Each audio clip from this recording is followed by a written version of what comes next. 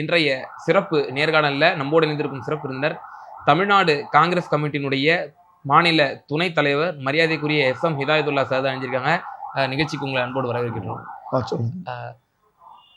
தொடர்ந்து மகாராஷ்டிராவில் நாக்பூரில் இருக்கக்கூடிய அவுரங்கசீப் அவர்களுடைய அந்த அடக்கத்தலம், அது இந்த பாரதிய ஜனதாவுடைய இந்த அவங்களுடைய இந்த ஆட்சியில் வந்து ஒரு பரபரப்பான ஒரு அசாதாரண ஒரு சூழ்நிலை வந்து ஏற்படுத்தியிருக்கு. அங்கே சில வதந்திகள் மூலமாக கலவரங்களும் வெடித்திருப்பதாக நம்ம செய்திகள்லாம் பார்த்தோம் சென்ற வாரத்தில். அதை ஒட்டி முதலமைச்சர் தேவேந்திர ஃபட்னாவிஸ் அவர்களுடைய ஒரு ஸ்பீச், ஒரு கிளைம் வந்து ஒரு பெரும் ஒரு அதிர்ச்சியையும் ஒரு சர்ச்சைக்குரிய ஒரு வார்த்தையாக இருந்தது. யாரெல்லாம் இந்த வன்முறையில் ஈடுபட்டீர்களோ அவர்களெல்லாம் வந்து இந்த புல்டோசர் மூலம் அவர்களுக்கு வந்து பதிலடி கொடுக்கப்படும் அப்படின்ற ஒரு விஷயத்த வந்து அவர் சொல்லியிருந்தார். இது வந்து அந்நியப்பட்ட வார்த்தை இல்லை. ஏற்கனவே யூபியில் வந்து அந்த யோகி மாடல், அந்த புல்டோசர் மாடல் தான் வந்து அதை குறிப்பிடுவாங்க. அதே சொல்லாடலை வந்து ஃபட்னாவிஸ் அவர்கள் வந்து ஃபஹீம் கான் என்ற அந்த அவருடைய வீடை வந்து இடிச்சு தரமட்டம் ஆக்கியிருக்காங்க ஒரு பகுதியை. எப்படி இந்த சம்பவங்களை எப்படி பார்க்குறீங்க? முதற்கட்டம் ஒரு உண்மையை நான் சொல்லி ஆகணும்.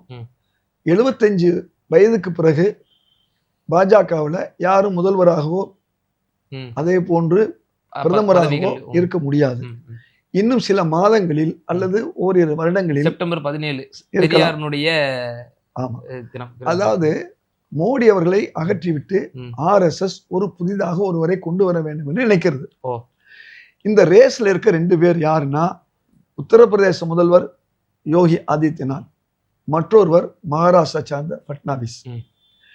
நீங்க சொன்ன மாதிரி சிறுபான்மை மக்களுக்கு எதிராக, தாழ்த்தப்பட்ட மக்களுக்கு எதிராக அவருடைய ஈடுகளை புல்டோசர் வச்சு இடிச்சார் யோகி. இன்னும் சொல்லப்போனா பல தவறுகளை அவர்களுக்கு எதிராக செய்தார்.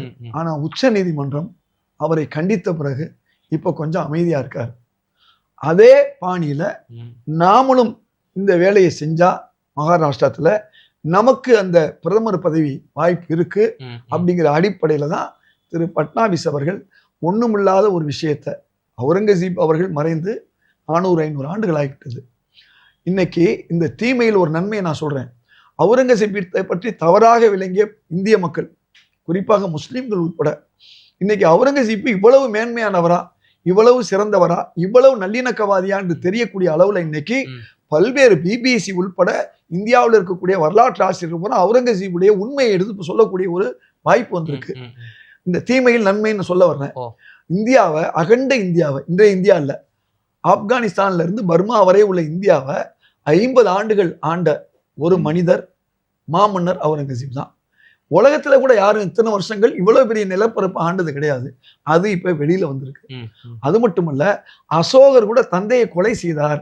ஆனால் அவுரங்கசீப் வீட்டு வழியில அரண்மனையில் வைத்து அவரை பாதுகாத்தார் என்ற உண்மை வந்திருக்கு. அதே மாதிரி சகோதரர்கள் வந்து கொல்லப்பட்டது கூட நேரடியாக அவுரங்கசீப் காரணம் அல்ல. அவர்கள் கொன்றது வந்து பர்மாவில் இருந்த ஒரு மன்னர் தான் சுஜா என்பவரை கொண்டார். அதே மாதிரி நாட்டை விட்டு விரண்டு ஓடினார் தாரா ஷுக்கோ என்று மக்களுக்கு தெரிந்திருக்கிறது. அதே போன்று முராது என்பவர் சட்டவிரோதமாக ஷாஜகான் உயிரோடு இருக்கும்போது தன்னை மன்னராக பிரகடனப்படுத்தினார். அதைத்தான் தாரா ஷுக்கோ செஞ்சார். இப்படிப்பட்ட அரச விரோதத்திற்காக அவர் தண்டனைக்கு உள்ளானார் என்பதெல்லாம் இன்னைக்கு வெளியே வந்திருக்கு. அவுரங்கசீப் அவர்கள் மீது சொன்ன பெரிய குற்றச்சாட்டு.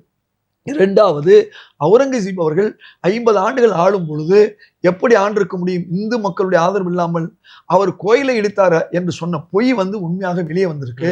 அவர் அம்ராந்து கோயில், காளேஸ்வரர் கோயில், காசி விஸ்வநாதர் கோயில் உள்பட பல்லாயிரம் கோயிலுக்கு உதவியர் என்று இப்ப வெளியே வந்திருக்கு.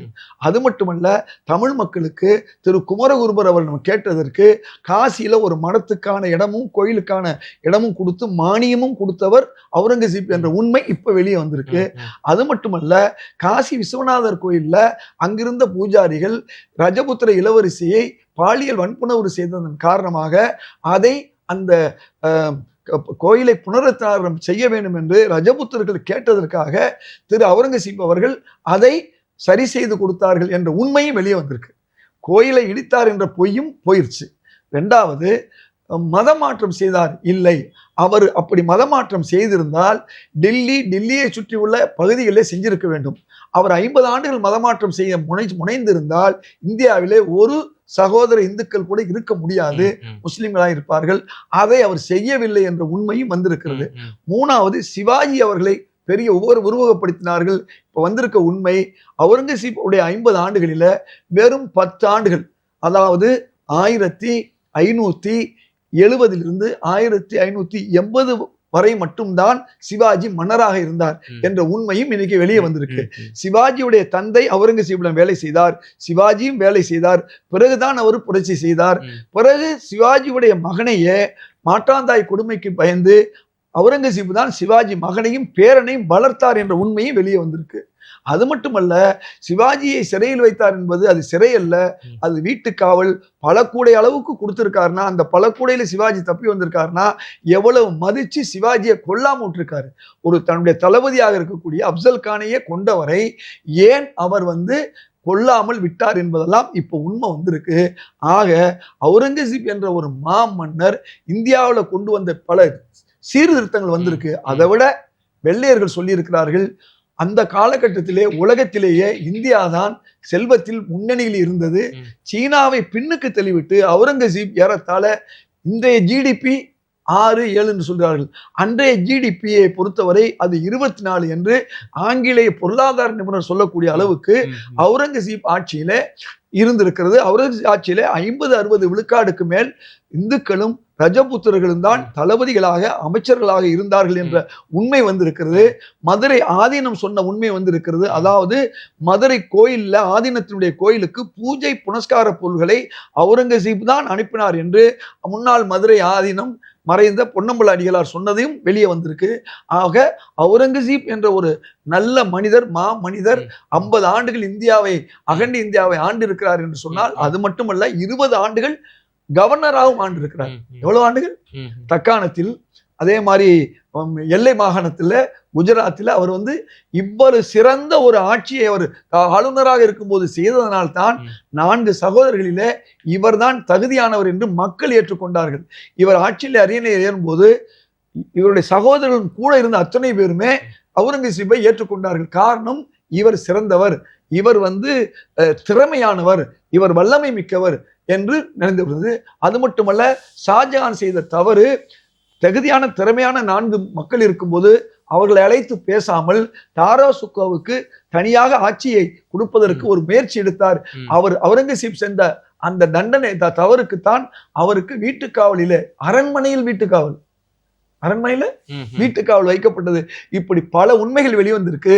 இன்றைக்கு இப்படிப்பட்ட ஒரு சூழ்நிலையில பாஜகவை பொறுத்தவரை முஸ்லிம்களுக்கு விரோதமாக எதையாவது இந்துக்களை தூண்டிவிட வேண்டும் என்று சொன்னால், ஏற்கனவே அவர்களுக்கு ராமர் கோயில் என்ற ஒரு பொய்யான ஒன்று கிடைத்தது. இப்பொழுது அவர்கள் கையில எடுத்திருக்கிறது அவுரங்கசீப். இதில் தொடர்ந்து நீங்க ஒரு தடவை 2 தடவை மக்களை ஏமாத்தலாம், எல்லா காலமும் ஏமாற்ற முடியாது.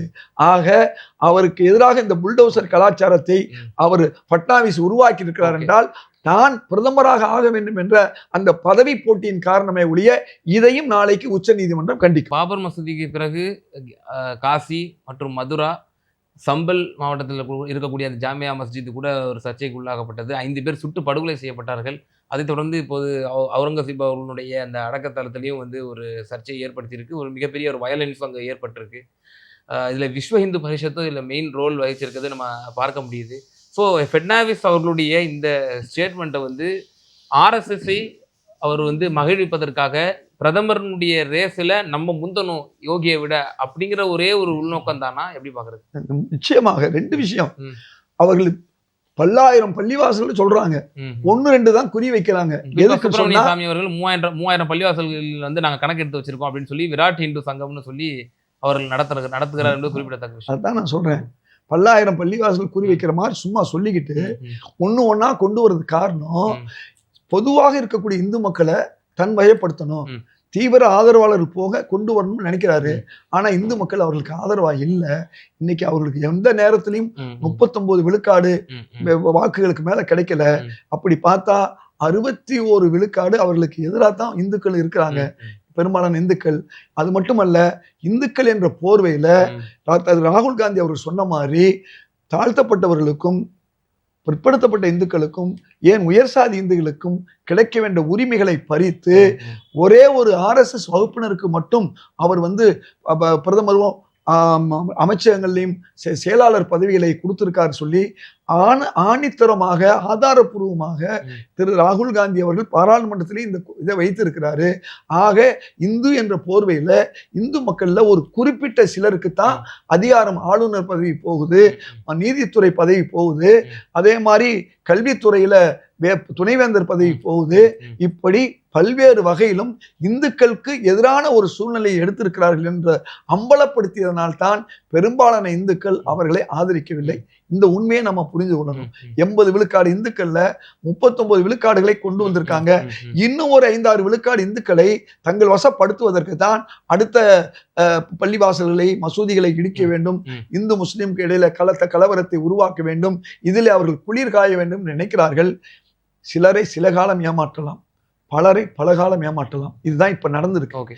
எல்லாரையும் எல்லா காலத்திலும் ஏமாற்ற முடியாது என்பது RSSக்கு சொல்ல வேண்டிய இதை இந்திய மக்கள் நாளைக்கு பாடமாக சொல்லுவார்கள். இறுதியான ஒரே ஒரு விவகாரம், இப்போ RSS இப்போ ஆல்ரெடி ஒரு 10 வருஷம் ஆண்டுட்டாரு நம்முடைய பிரதமர் நரேந்திர மோடி அவர்கள். 3rd டேர்மும் இந்த மைனாரிட்டியினுடைய கவர்மெண்ட்டை இப்போ அவர் தான் வழி நடத்துறாரு.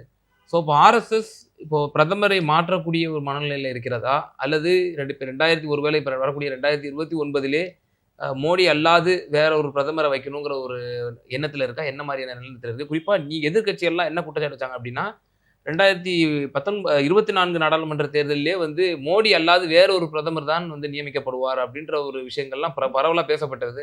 ஆனால் அது பொய்த்து போய் மீண்டும் 3வது முறையும் பிரதமராக நரேந்திர மோடி அவர்கள் தான் வந்து பதவியேற்றார் என்பது குறிப்பிடத்தக்க விஷயமா இருக்கு. 25 வயசு அப்ப நிறைவுறல, அந்த பேச்சே எழல. மோடி அவர்கள் தான் அவர் முன்னிலைப்படுத்திதான் தேர்தல் நடத்தினாங்க. அதன் காரணமாகத்தான் அவங்க ஏறத்தாழ 100 இடங்களை இழந்தாங்க. 400 இடங்கள் சொன்னாங்க, கிடைச்சது 240. இப்ப ஒரு சிறுபான்மை அரசு தான். அவங்களை தூக்கி பிடிச்சிருக்கிறது முஸ்லிம்களால் உயர்வுக்கு வந்த நிதிஷ்குமாரும் அதே போன்று சந்திரபாபு நாயுடு. இந்த தடவை சந்திரபாபு நாயுடு அவர்களுக்கு சிறுபான்மை வாக்குகள் விழுந்ததுனால அவரும் சிறுபான்மை மக்களை ஏமாற்றி வாங்கினாருன்னு இப்போ புரிஞ்சுக்கிட்டாங்க. நான் நேரடியாக போய் ஆந்திரா தேர்தலில் சொல்லும்போது சிறுபான்மை மக்கள் இல்லை நாங்கள் காங்கிரஸ் கூட ஓட்டு போட மாட்டோம், சந்திரபாபு நாயுடுக்கு தான் போடுவோம்னு என்று சொன்னாங்க. இன்றைக்கு அவர்கள் புரிந்திருக்கிறது. அதனால ஒரு உண்மையை நீங்க புரிந்து கொள்ளணும். RSS உடைய வேலை அது மோடியை வச்சுக்கிறதா அனுப்புறதாண்டு, அதை பத்தி நமக்கு கவலை இல்லை. யாரு வந்தாலும் அங்கே RSS காரர்கள் தான் இருப்பார்கள்.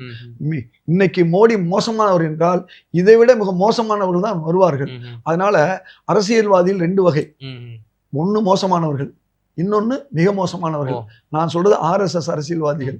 ஆக மிக மோசமானவர்கள் கூட வரலாம். அதனால அதை பத்தி கவலை இல்லை. மக்கள் தங்களுக்கு தாங்களே தீங்கிழைத்துக் கொள்வதும் மக்கள் தங்களை தாங்களே காப்பாற்றுவதும் அவர்களுடைய எண்ணத்திலும் அவர்களுடைய செயலிலும் தான் இருக்கிறது. காலம்தான் பதில் சொல்லும். ஓகே, பல்வேறு விவகாரங்கள்ல என் நேயர்களுக்கு ரொம்ப தெளிவா விளக்கியமைக்கு மிக நன்றி.